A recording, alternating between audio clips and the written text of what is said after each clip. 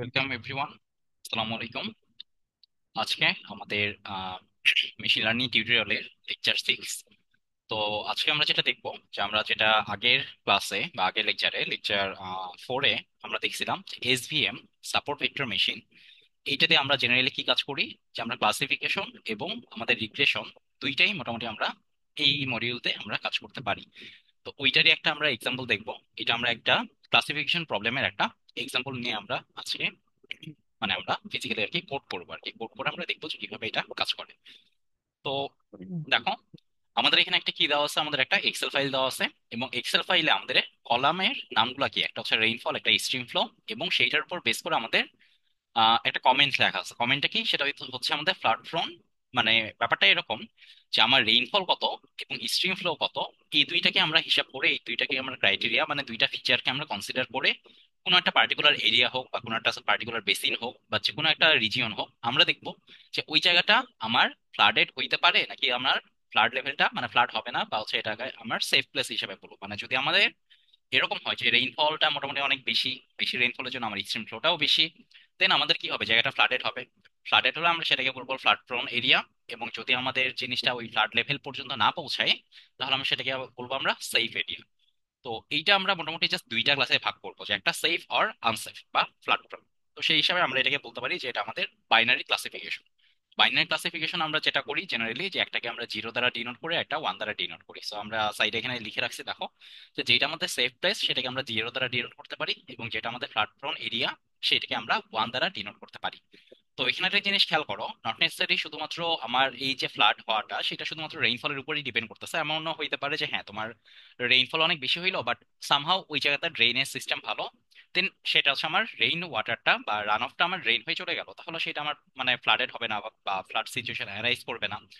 আবার এরকমও হইতে পারে যে হ্যাঁ, আমার রেইনফলটা কম এবং তোমার হচ্ছে ধরো কম রেইনফলটা, খুব একটা ভালো ড্রেনেজ সিস্টেম নাই, দেন সেটা আমার কি হইতেছে, আমার ওয়াটার লগিং তৈরি হয় বা ফ্লাডেড সিচুয়েশন মানে সিনারিও ক্রিয়েট হইতেছে। তো আমার তাহলে ফ্লাড প্রোন এরিয়া কি না সেটা আমার কনসিডার করার জন্য দুইটাই আমার লাগবে প্যারামিটার, সেটা রেইনফলও লাগবে, আমার স্ট্রিম ফ্লোটাও লাগবে। তো আমি জাস্ট তোমাদের এক্সাম্পল দেওয়ার জন্য আমি খুব কম ডেটা নিয়ে দেখাচ্ছি, যদিও রিয়েল লাইফের কাজগুলো আরো অনেক এক্সটেন্সিভ ডেটা নেওয়া হয়। তো জাস্ট তোমাদের এখান থেকে আইডিয়াটা দিতে পারা, এটাই আমার মেইন উদ্দেশ্য আর কি। ঠিক আছে, তো আমরা ডিরেক্টলি কোডে চলে যাই। কোডে গেলে দেখো, ফার্স্ট অফ অল আমাদের এর আগের দিন যে কোডটা দেখাইছিলাম মানে আগের লেকচারে, সেখানে আমাদের কোডটা কি ছিল, আমাদের শুধুমাত্র লিনিয়ার রিগ্রেশন ছিল। তো আজকের কোডটা আমাদের মেইনলি সাপোর্ট ভেক্টর মেশিন, বা এটাকে আমরা মানে ধরো হচ্ছে আমরা যেহেতু ক্লাসিফাই রিলেটেড প্রবলেম করবো, দ্যাটস ওয়াই এটা আমরা বলতে পারি সাপোর্ট ভেক্টর ক্লাসিফিকেশন। আর যদি রিগ্রেশন টাইপের প্রবলেম করো তুমি সাপোর্ট ভেক্টরে, তাহলে এটার নাম হয় এসভিআর, সাপোর্ট ভেক্টর রিগ্রেশন।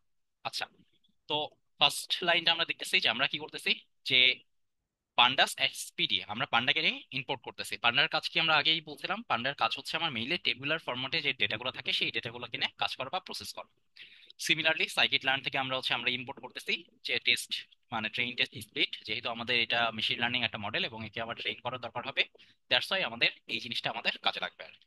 আচ্ছা, এরপরে আমাদের দেখো সেই সাইকিট লার্ন যেটা আমরা বলছিলাম, এটা নিয়ে আমরা পরবর্তী ক্লাসে বা তারপরের কোনো একটা ক্লাসে আমি ডিটেলসে দেখাবো যে কিভাবে ওখান থেকে তুমি কোডগুলা ইম্পোর্ট করতে পারো, বা ওখানে যে তোমার যেটা দরকার সেটা তুমি খুঁজে বের করতে পারো। তো ওখান থেকে দেখো আমাদের কি দরকার, সাপোর্ট ভেক্টর ক্লাসিফিকেশন বা ক্লাসিফায়ার দরকার, দ্যাটস ওয়াই আমরা এখান থেকে ইম্পোর্ট করতেছি এসভিসি। আচ্ছা, এই এসভিসি টা আবার কিসের পার্ট, সাপোর্ট ভেক্টর মেশিনের একটা পার্ট, তার একটা পার্ট হচ্ছে আমার এসভিসি, একটা পার্ট হচ্ছে আমার এসভিআর। তো আমাদের এসভিসি টা দরকার, তো আমি ওইটাই ইম্পোর্ট করতেছি আর কি।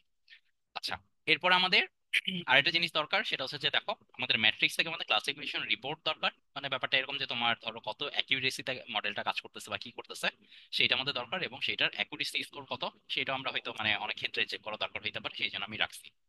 আচ্ছা, এরপর আমাদের কাজ কি, আমাদের যে এক্সেলটা দেওয়া ছিল সেই এক্সেলটা আমি জাস্ট হচ্ছে ওর পাথটা দিছি, যেটা আমরা অ্যাজ ইউজুয়াল পাইথনে করে থাকি, এবং সেই পাথটা দিয়ে ওকে আমি ডেটা ফ্রেমে সেই আমার এক্সেলের ইনফরমেশন গুলা সেভ করতেছি। তো ফার্স্ট লাইনটা আমি রান দিই। তো এটা রান মোটামুটি শেষ। এখানে যেহেতু আমার প্রিন্ট দেওয়ার মতো কিছু ছিল না, সো এটা আমার মানে প্রিন্ট আসবে না এটার জন্য। সেকেন্ডে আসো, দেখো আমি কি বলছি যে প্রিন্ট কলাম। মানে আমি চাইলে এখন যেটা হচ্ছে যে ওকে আমি ধরো আহ রান দেওয়ার পরে আমি জাস্ট হচ্ছে একটা কলাম হিসেবে দেখতে চাই যে ঠিক আছে আমার কি কি ওখান থেকে আমার ডেটাগুলো রিড হইলো সেটা আমি দেখতে চাই। সো আমি চাইলে এইটুক কমান্ড এখানেও দিতে পারি, দিয়ে আমি শুধুমাত্র দেখতে পারি যে আমার কি কি কলাম আসছে।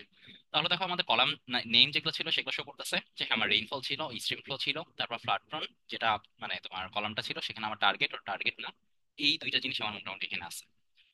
তো তারপরে আমাদের থার্ড সেলে আসি। থার্ড সেলে এসে দেখো আমাদের মোটামুটি আমাদের কলাম নামগুলো এখানে আসতেছে, এবং এটা যদি রান দাও তাহলে মোটামুটি ওরা শো করতেছে যে হ্যাঁ তোমার হচ্ছে কি কি ডেটা এখানে রিড করতে পারতেছে আর পারতেছে। তো এখন দেখো, যেহেতু এটা বাইনারি ক্লাসিফিকেশন করতেছি, তো আমাদের বাইনারি ক্লাসিফিকেশনের জন্য দরকার মানে ওকে আমার একটা নাম্বার দিয়ে বুঝাইতে হবে যে তুমি ধরো হচ্ছে কি বলবো এটাকে, মানে ম্যাথমেটিক্যাল কোনো একটা নাম্বার, সে নাম্বার তুমি এত হইলে এই জিনিস প্রিন্ট করবা, অত হইলে ওই জিনিস প্রিন্ট করবা, এরকম একটা জিনিস দরকার। তো এখানে যেহেতু আমাদের জাস্ট দুইটাই মানে ক্লাসিফিকেশনের মানে দুইটাই গ্রুপ, একটা হইতেছে আমাদের সেফ আর একটা হচ্ছে আমাদের ফ্ল্যাট প্রন। হ্যাঁ, তো আমরা সেফটাকে জিরো বলবো এবং ওয়ানকে ফ্ল্যাট প্রন বলবো। এখন এই জিনিসটা আমার কোডিং এ ওকে বুঝাইতে হবে। তো বোঝানোর জন্য দেখো আমি এই জন্য হেডিংটা দিয়ে রাখছি যে clean the flood prone target column to make it binary, যে one for flood prone, zero for safe. তাহলে আমরা বলতেছি যে হ্যাঁ এটা জাস্ট বেসিক আমার পাইথন কোড, যে যদি আমার ডেটা ফ্রেমের ফ্ল্যাট প্রন যেটা মানে এই কলামের যে মানে কলামের মধ্যে যে এলিমেন্ট গুলো আছে সেইটা ইকুয়াল টু যদি আমার এরকম হয় যে ফ্ল্যাট প্রন টার্গেট মানে যদি এটা সেফ না থাকে, মানে সেফ এরিয়া না হয়, তাহলে আমি সেটাকে বলবো যে হ্যাঁ এটা হইলো আমার ওয়ান। আর যদি আমার হচ্ছে মানে এলস যদি অন্য কিছু হয়, মানে এখানে তোমার দুইটাই ক্লাসিফিকেশন, ওই যে উপরে দেখতেছো যে একটা হচ্ছে আমার সেফ আর আরেকটা হচ্ছে আমার ফ্ল্যাট প্রন, তাহলে মানে ফ্ল্যাট প্রন যদি হয় তাহলে সেটাকে আমি বলবো ওয়ান, এবং যদি সেফ হয় সেটাকে আমি বলবো জিরো। তো এইভাবে আমি জিনিসটাকে ওকে একটা নাম্বার বা একটা হচ্ছে মানে কোয়ান্টিটি মানে একটা নাম্বার আমি তাকে অ্যাসাইন করে দিলাম যে হ্যাঁ তুমি জিরো পাইলে এটা বলবা, ওয়ান পাইলে এই জিনিস তুমি বলবা বা প্রিন্ট করবা। এরপর দেখো আমাদের ইনপুট ফিচার কয়টা, দুইটা। একটা হচ্ছে আমার স্ট্রিম ফ্লো, আর মানে স্ট্রিম ফ্লো, একটা হচ্ছে রেইন মানে রেইনফল। তো এই দুইটা জিনিস থাকলো, তার মানে এক্স এর আমার দুইটা হচ্ছে আমার ফিচার, তো আমি এক্স আমি দুইটা নিলাম। এবং ওয়াই যেটা আউটপুট ফাইনালি আমি কি চাই যে আমার ওই টার্গেটটা বের করা, যে হ্যাঁ এটা আমার ওয়ান অর জিরো, তাহলে আমার ফ্লট প্রন অর সেফ এইটা আমরা ওয়াই বা আউটপুট থেকে বুঝতে পারবো। তাহলে এইটা আমরা রান দিয়ে রাখি। ওকে, এখানে আমাদের প্রিন্ট করার কিছু ছিল না, সো হচ্ছে এটা আমরা আর প্রিন্ট করি নাই। এরপরে আসো, এই যে আমার এই সেলে এটার কাজ কি, ওই যে শুরুতে বলতেছিলাম যে হ্যাঁ আমাদের হচ্ছে ওভারঅল ডেটা সেটটাকে আমরা জাস্ট দুইটা ভাগে ভাগ করবো, কিছু আমি দিব ট্রেনের জন্য, কিছু দেবো টেস্টের জন্য। দেখতেই পারতেছো আমাদের এখানে টেস্ট বা ট্রেন দেওয়া আছে, মানে টেস্ট সাইজ যদি 0.3 হয় মানে 30% হয়, তাহলে ট্রেন সাইজ হচ্ছে আমার 70%। পরে আমি সেটা হেডলাইনে দিয়ে রাখছি। আর র্যান্ডম স্টেটের কথা বুঝিয়ে বলছিলাম যে আমার এই নাম্বারটাকে ফিক্স করে ফেলবে, যেন প্রত্যেকবার রান দিলে তুমি ডিফারেন্ট ডিফারেন্ট রেজাল্ট না পাও আর কি, ঠিক আছে, একটা কনসিস্টেন্সি থাকবে তোমার রেজাল্টের জন্য।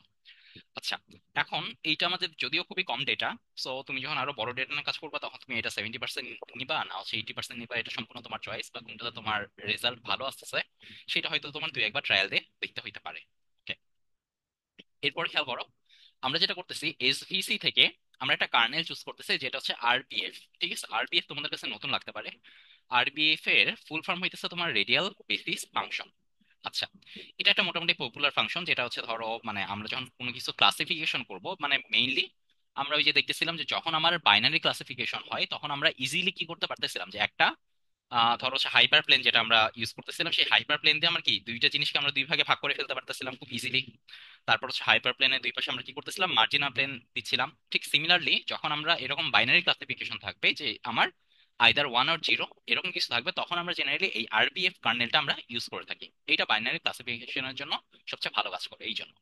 ওকে, এরপরে আসো, আমাদের হচ্ছে জাস্ট মডেলটাকে আমি ফিট করতেছি, যেটা ট্রেন আর টেস্ট যেটাকে নিয়ে করতেছি সেইটার জন্য তোমরা চাইলে এখানে ডিফারেন্ট ডিফারেন্ট ভাবে আগের মতো করে আর এক্স ট্রেন বা ওয়াই ট্রেন দিয়ে তুমি হচ্ছে রান দিয়ে দেখতে পারো যে কোন ডেটাগুলো তোমার ট্রেনের মধ্যে এবং কোন ডেটাগুলো তোমার টেস্টের মধ্যে।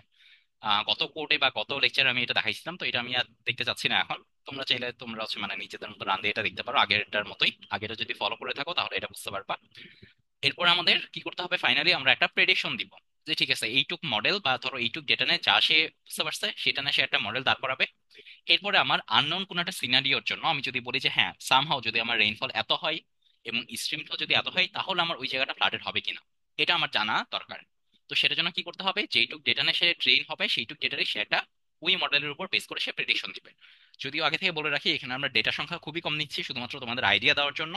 তো এখানকার মডেল হয়তো খুব একটা ভালোভাবে ট্রেন হবে না, কারণ মডেল মানে মডেলে যেই পরিমাণ ডেটা দরকার আমরা খুবই কম ডেটা নিয়ে কাজ করতেছি। অ্যাটলিস্ট তোমার 1000 বা 2000টা ডেটা দিলে মোটামুটি একটা ভালো রেজাল্ট পাইতে পারো আর কি।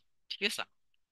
আচ্ছা, আর যদিও তুমি যখন প্রফেশনালি কাজ করবা এটার মধ্যে আরো অনেক কিছু তুমি অ্যাড করবা, এটা খুবই আমরা সিম্পল ফর্মে আর কি রাখছি, জাস্ট তোমাদের মানে ওভারঅল ফ্রেম বা স্ট্রাকচারটা বোঝানোর জন্য আর কি। তো তারপর আমরা অ্যাকিউরেসি যদি চেক করতে চাই তাহলে সেটা, এবং ক্লাসিফিকেশন রিপোর্ট কিরকম ক্লাসিফাই হচ্ছে সেইটা যদি রিপোর্ট জানতে চাই, এটার জন্য রাখছি নিচের দুইটা লাইন। ইভ্যালুয়েট মানে আমাদের কাজের ইভ্যালুয়েশন করতে চাই। তো দেখো এখানে আমাদের প্রিসিশন রিকল, ইফন স্কোর, এই যে প্রিসিশন রিকল এই জিনিসটা ওই যে আমরা তোমাদের দেখাইছিলাম একটা ম্যাট্রিক্সের মাধ্যমে, সেইটা আসলে এখানে রাখছে। আর দেখো এখানে অ্যাকিউরেসি মোটামুটি দেখো অ্যাকিউরেসি কিন্তু বেশ কম, কারণ ওই যে বলতেছে আমাদের ডেটা কিন্তু খুব বেশি না, তো আমাদের অ্যাকিউরেসি অলমোস্ট 50%, মানে 50% আসলে তেমন কিছুই না বলা যায়। তো জাস্ট তোমরা যখন ডেটা অনেক বেশি দেবো তখন এটার অ্যাকিউরেসি আস্তে আস্তে বাড়বে, ঠিক আছে। এরপরে আসো, আমরা যেটা করতে পারি সেটা হচ্ছে আমাদের মডেলের কাজ কিন্তু মোটামুটি শেষ, সবকিছু আমাদের ট্রেন হয়েছে, টেস্ট হয়েছে, আমরা মডেলে ফিট করছি, আমাদের কাজ শেষ। এখন কথার কথা আমি জানতে চাই, যদি আমার কোনোদিন আমার রেইনফল 450 মিলিমিটার হয় এবং সামহাও আমি স্ট্রিম ফ্লো মেজার করে দেখলাম সেটা হচ্ছে 220, তাহলে আমার এরিয়াটা সেফ অর আনসেফ? হ্যাঁ, তাহলে আমরা কি বলতেছি দেখো, আমার এই এরিয়াটা ফ্লাড প্রোন হিসাবে তোমাকে কি বলবো এটাকে আউটপুট দিবে যদি আমার জিনিসটা 1 হয় তাহলে, আর যদি অন্য কিছু হয় তাহলে সেটা সেফ জোন, ঠিক আছে। তাহলে আমরা সেটাকে রান দিই। তাহলে দেখো আমরা এই 450 রেইনফল আর হচ্ছে স্ট্রিম ফ্লো যদি 220 হয় তাহলে আমরা বলতেছি যে এরিয়াটা ফ্লাড প্রন। আমি যদি কথার কথা কমাই দেই, ধরো আমি বললাম যে রেইনফল হইলো আমার 150 মিলিমিটার, আর stream flow say for example আমি বললাম 120 পার্টিকুলার ডেতে, তাহলে দেখো এটা কিন্তু সেফ জোন। মানে জাস্ট আমি তোমাকে এক্সাম্পল হিসেবে দিলাম যে হ্যাঁ তুমি যখন এখানে চেঞ্জ করবা সে এই আননোন ভ্যালুর জন্য তোমাকে একটা করে আউটপুট দিবে। সেই আউটপুটটা কিভাবে দিবে, ওই তুমি যে মানে ডেটাগুলো দিয়ে তাকে ট্রেন করছো, রেইনফল, স্ট্রিম ফ্লো এবং তোমার টার্গেট যেটা সেটাতে ট্রেন করছো, সেইটার উপর বেস করে সে তোমাকে একটা আউটপুট হিসাবে দিবে আর কি। তো যত বেশি ডেটা নিবা তত বেশি তোমার আউটপুট, মানে তত অ্যাকুরেসির আউটপুট তুমি আসলে পাবা। তো এটাই ছিল আমাদের সাপোর্ট ফ্যাক্টর ক্লাসিফিকেশন একটা এক্সাম্পল। ধন্যবাদ সবাইকে। নেক্সট আসে আমরা পরবর্তী টপিক নিয়ে আলোচনা করবো।